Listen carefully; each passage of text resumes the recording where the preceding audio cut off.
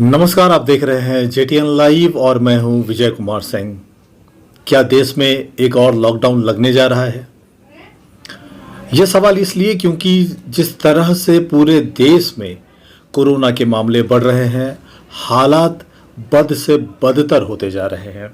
इसलिए ये आशंका जताई जा रही है कि एक बार फिर से लॉकडाउन हो सकता है।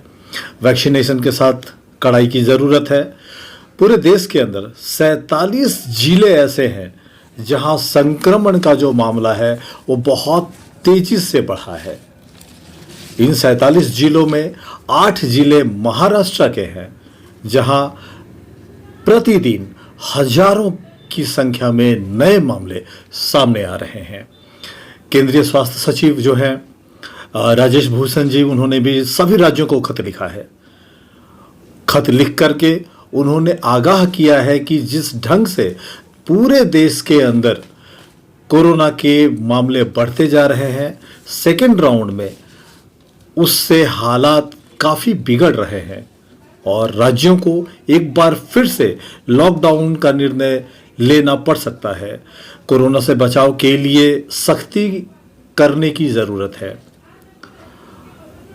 विभिन्न जिलों में जो जिलाधिकारी हैं और जो एसपी हैं, इन दोनों ही उच्च अधिकारियों के नेतृत्व में कई राउंड की बैठकें हो रही हैं कि अगर लॉकडाउन की स्थिति अगर होती है तो फिर किस ढंग से स्थिति को संभाला जाएगा, इस पे लगातार चर्चाएं हो रही हैं। जो उल्लंघन करेंगे या जो अभी भी मास्क नहीं लगा रहे हैं या सोशल डिस्टेंसिंग को लेकर जो एसओपी आ रहा है, अगर उसका पालन नहीं कर रहे हैं तो कैसे उनसे निपटना है, उसकी भी रणनीति तैयार की जा रही है।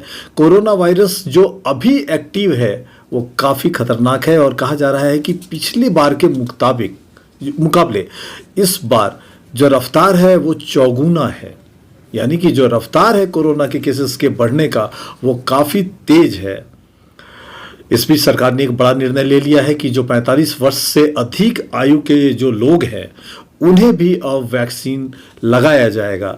गौरतलब है कि पूरे देश के अंदर इस आयु वर्ग के जो लोग हैं उनकी संख्या करोड़ों में है। लगभग 38 करोड़ लोग हैं जो इस आयु वर्ग के दायरे में आते हैं। जाहिर है कि देश की रीढ़ है ये आयु वर्ग और अब सरकार ने उन्हें वैक्सीन लगाने की इजाज़त दी है। अब उन्हें भी वैक्सीन लगाया जा रहा है। तो झारखंड की कॉन्टेस्ट में अगर हम लोग बात करें तो झारखंड में फिलहाल जो एक्टिव केसेस की संख्या है वो लगभग 2300 के आसपास है। इस बीच राज्य में हाल ही में 3 लोगों की मौत हुई है। सबसे ज़्यादा जो केस रजिस्टर्ड हो रहे हैं, जो सबसे ज़्यादा खबरें आ रही हैं वो राजधानी रांची से आ रही हैं। पूरे झारखंड में सबसे अधिक केस पिछली बार भी रांची में ही था और इस बार भी रांची से ही सूचना आ रही है। महाराष्ट्र के जो हालात हैं वो तेजी से बिगड़ रहे हैं। 8 जिले प्रभावित हैं जहां 4 जिलों में नाइट कर्फ्यू लगाया जा चुका है।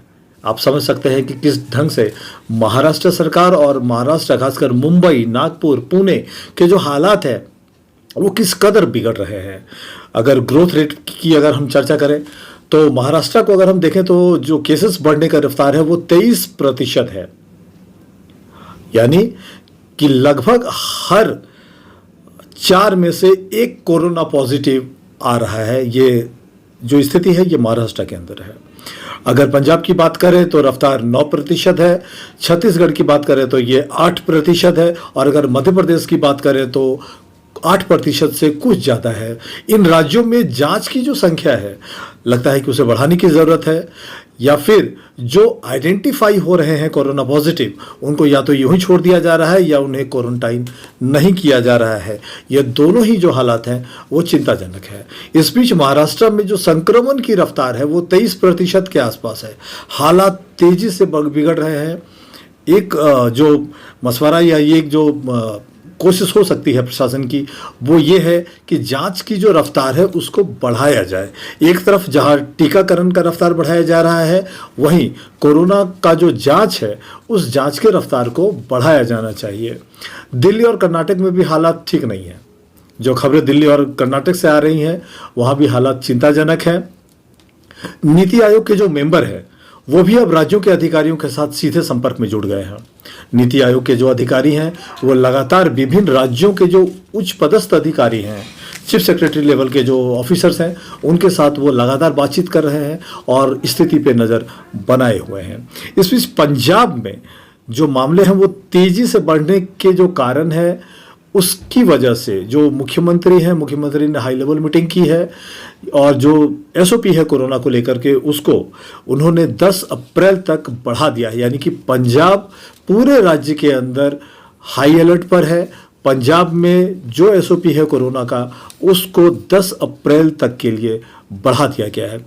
हवाई यात्राओं की अगर हम बात करें तो वहाँ भी जो मास्क ठीक से नहीं लगा रहे हैं उनके लिए भी अब सरकार ने निर्देश जारी किया है कि उन्हें अब कड़ाई का सामना करना पड़ेगा। हवाई यात्रा करने वाले जो लोग हैं उन्हें अब मास्क लगाने की ज़रूरत है। सरकार अब इसको लेकर सख्ती करने जा रही है। एम्स के जो डायरेक्टर हैं, जो डॉक्टर रणदीप गुलेरिया हैं, ने एक बार फिर से वर्क फ्रॉम होम की वकालत की है। ये चौंकाने वाला इनपुट है कि जो एम्स के डायरेक्टर हैं रणदीप गुलेरिया, उन्होंने ये कहा है कि एक बार फिर से समय आ गया कि जो वर्क फ्रॉम होम का जो पैटर्न था पिछली लॉकडाउन के समय, उसको फिर से चालू कर दिया जाए ताकि जो संक्रमण का जो रफ्तार है उस पर ब्रेक लगाया जा सके, उसको कुछ हद तक रोका जा सके। ये एडवाइस रणदीप गुलेरिया ने किया है। जाने माने विशेषज्ञ हैं स्वास्थ्य के, बात को गंभीरता से लेनी चाहिए सरकार को। देश में जो निर्मित 2 टीके हैं वो फिलहाल लगाए जा रहे हैं। स्वास्थ्य मंत्री जो है हर्षवर्धन, उन्होंने ये कहा है कि 7 और वैक्सीन है जिनका क्लिनिकल ट्रायल चल रहा है। क्लिनिकल ट्रायल चल रहा है यानी कि जो 2 वैक्सीन लगाए जा रहे हैं उसके अलावा 7 और वैक्सीन है जो बहुत जल्द बाजार में आएंगे। इसकी पुष्टि स्वास्थ्य मंत्री डॉक्टर हर्षवर्धन ने की है। कुछ राज्यों ने 1 अप्रैल से जो स्कूलों को खोलने का पहले आदेश दिया था, उन राज्यों ने ये आदेश वापस ले लिया है और अब जो ऑनलाइन क्लासेस है उनको फिर से नोटिफाई कर दिया गया है और अब क्लासेस ऑनलाइन चल रही हैं। यानी कि फिलहाल बच्चों की सुरक्षा को ध्यान में रखते हुए किसी भी तरह का कोई क्लास ऑफलाइन नहीं होने जा रहा है। बच्चों को एक बार फिर से ऑनलाइन कक्षाओं में लौटाया गया है। अब कक्षाएं ऑनलाइन हो रही हैं।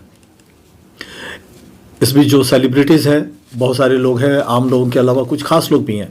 फारूक अब्दुल्ला, सचिन तेंदुलकर, ये सब कोरोना पॉजिटिव हैं। सचिन तेंदुलकर के बारे में अब जो खबरें आ रही हैं वो ये है कि उनको अब अस्पताल में भर्ती करवाया गया है। देश में एक दिन में 56,000 नए मामले आए हैं। आप याद कीजिए कि पिछली बार जब कोरोना पीक पे था तो उस वक्त भी 70,000, 80,000, 90,000 केसेस एक दिन में आ रहे थे। पहली बार सेकंड राउंड में एक दिन में 56,000 केस की पुष्टि की गई है। जो पिछली बार के जो हालात थे उसी गंभीरता को एक बार फिर से दोहराया जा रहा है। कोरोना का जो ये काल है फिर से दोहरा रहा है पुराने पैटर्न को। उत्तराखंड में 12 राज्यों के लोगों को अब RT-PCR टेस्ट नेगेटिव होने पर ही प्रवेश मिलेगा। जी हाँ, ये बड़ी खबर है उत्तराखंड से। उत्तराखंड में अब जो 12 राज्य हैं उनसे आने वाले जो नागरिक हैं उनको अब जांच से गुजरना होगा, RT-PCR जांच कराना होगा और अगर टेस्ट नेगेटिव है तो ही उन्हें उत्तराखंड में प्रवेश दिया जाएगा। लॉकडाउन से पहले क्या सरकार ग्रॉस टाइम देगी? ये बहुत बड़ा सवाल है क्योंकि पिछली बार भी लॉकडाउन अचानक अनाउंस किया गया था, प्रधानमंत्री ने अनाउंस किया था। उसके बाद हालात ऐसे बने थे कि लोगों को कई 100 या हजारों मील लोगों को पैदल चलना पड़ा था अपने घर लौटने के लिए। तो सरकार क्या इस बार लॉकडाउन अनाउंस करने के पहले कुछ ग्रॉस टाइम देगी? यानी कुल मिलाकर सवाल यह है कि अगर इस बार लॉकडाउन हुआ तो क्या सरकार 2 दिन, 4 दिन, 8 दिन का लॉकडाउन का जो अनाउंसमेंट है उसके पहले क्या आगाह करेगी या कोई सूचना देगी, या फिर से एक बार लॉकडाउन पिछली बार की तरह ही अनाउंस कर दिया जाएगा? इस बात को लेकर के बहुत सारे लोग हैं जो कि भयभीत हैं, डरे हुए भी हैं।